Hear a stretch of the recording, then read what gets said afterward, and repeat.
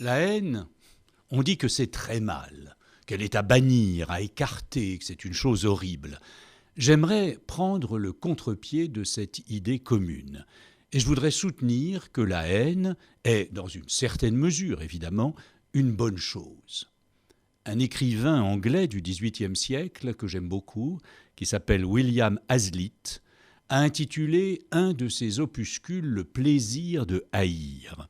Et je ne vois pas pourquoi nous devrions nous empêcher de haïr d'une manière finalement positive les bourreaux, haïr nos ennemis, haïr les imbéciles, avoir de la haine pour la laideur, pour le mauvais goût, pour le travail bâclé.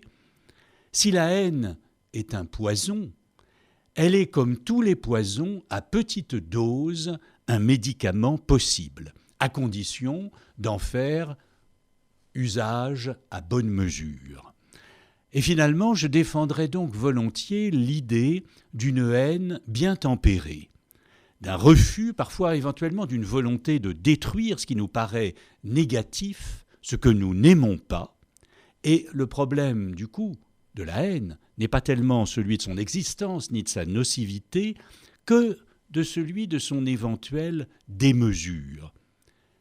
Il faudrait apprendre à savoir haïr, à organiser presque une diététique de la haine, connaître les moments où on peut l'utiliser, éventuellement la savourer, mais savoir aussi quand il faut l'arrêter, quand il est nécessaire et utile de s'en abstenir.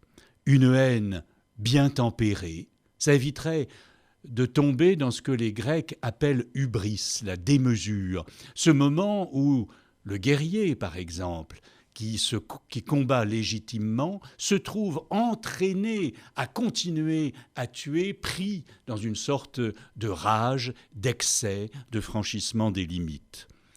Alors, savoir haïr sans se laisser emporter, c'est difficile, mais je crois que c'est utile.